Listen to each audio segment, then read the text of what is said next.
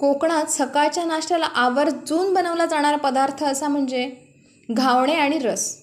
आज मी इथे नाचणीचे घावणे बनवणार आहे. हे बघा किती छान जाळीदार असे आपले घावणे झालेले आहेत बघा, आणि मऊ लुसलुशीत पण किती झालेले आहेत बघा. आणि हा नारळाचा रस. नमस्कार, आरतीज किचनमध्ये तुमचं सगळ्यांचं खूप खूप मनापासून स्वागत. आज आपण नाश्त्यासाठी रस, नाचणीचे घावणे आणि चटणी बनवणार आहोत. एकदम साधी सोपी रेसिपी आहे. मी इथे एक भांडं घेतलेलं आहे. भांड्यामध्ये आपण 1 कप नाचणीचं पीठ घेतोय. गिरणीवरूनच दळून आणलेलं आहे हे पीठ. 1 कप पिठासाठी मी इथे पाव चमचा मीठ घालते आणि थोडंसं जिऱ्याची पावडर घालायची आहे. साधं जिरं आहे, भाजलेलं वगैरे नाही, जिरा पावडर घातलेली आहे. इथे 1 कप पाणी घेतलेलं आहे. एवढं सगळं पाणी लागणार, पण आपण एकदम पाणी घालणार नाही. थोडं थोडं पाणी घालायचं आहे आणि ढवळायचं आहे. हे बघा, अशा पद्धतीने ढवळून घ्यायचं, म्हणजे पीठ हे एकजीव झालं पाहिजे. मस्तपैकी मिश्रण छानपैकी तयार होतं. हे उरलेलं पाणी पण मी आता ह्याच्यात घालते आहे आणि छानपैकी ढवळून घेणार आहोत. हे बघा, असं बॅटर तयार झालं पाहिजे. आणि अजून आपल्याला थोडंसं पाणी लागणार आहे.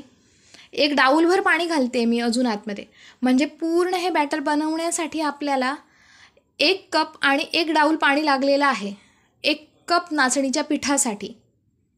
हे बघा, छानपैकी तयार झालेलं आहे. आता मी गॅसवर एक तवा ठेवलेला आहे. तव्याला तेल लावून घ्यायचं आहे. तुम्ही कांद्याने पण तेल लावू शकता. इथे मी केळीचा दांडारा घेतलेला आहे आणि गोल अशा पद्धतीने हे जे बॅटर बनवले आहे घावण्याचं ते घालून घ्यायचं तव्यावर आणि वर झाकण ठेवायचं. थोड्या वेळाने झाकण उघडायचं आहे आपल्याला. आणि हे बघा किती छान अशी जाळी पडली आहे बघा, तुम्ही बघू शकताय. लगेच परतायचा नाही घावणा. घावणा परतायला थोडा वेळ द्यायचा. झाकण काढल्यानंतर थोडा वेळ तसाच राहू द्यायचा. लगेच परतला की तो चिकट, आणि थोड्या वेळाने परतला ना की छानपैकी असं भाजून येतो बघा. मस्त जाळी पडलेली आहे आपल्या घावण्याला. दोन्ही बाजूनी छान भाजून झाला आहे मस्तपैकी. आता मी तुम्हाला अजून एक घावणा घालून दाखवते आहे. बघा, असं छानपैकी घालून घ्यायचं, वर झाकण ठेवायचं आणि मस्तपैकी भाजून घ्यायचा. हे बघा, छान असं घावणं जाळीदार आणि मऊ लुसलुशीत असे घावणे होतात अशा पद्धतीने बनवले की.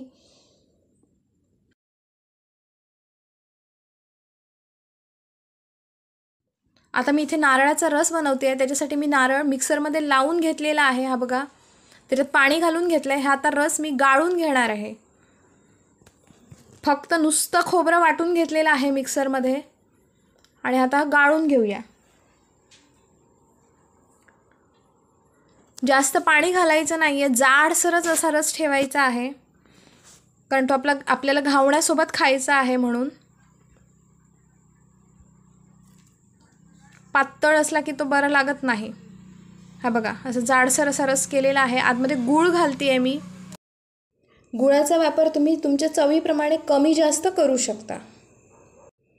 आणि रसामध्ये ना चवीपुरतं मीठ घालायचं आहे आणि थोडीशी वेलची टाकायची आणि छानपैकी ढवळून घ्यायचा. अशा पद्धतीने आपला नारळाचा रस बनवून तयार झालेला आहे. आता आपण इथे चटणी बनवणार आहोत. खोबऱ्याची चटणी करतोय आपण. इथे थोडंसं खोबरं घेतलेलं आहे. त्यामध्ये लसणाच्या 4-5 पाकळ्या घालायच्या आहेत. थोडंसं मिरची पावडर, गूळ थोडंसं चवीपुरतं. तुम्हाला हवं असेल तर घाला, नाही तर नाही घातलं तरी चालेल. थोडासा लिंबाचा रस आणि मीठ घालायचं आहे. मीठ घालतानाचा व्हिडिओ माझा थोडा स्किप झाला.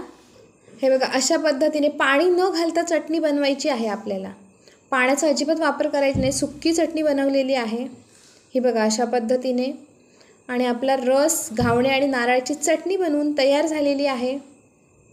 अशा पद्धतीने नाचणीचे घावणे आणि रस करून बघा आणि मला कमेंट करून नक्की कळवा कसे झालेत.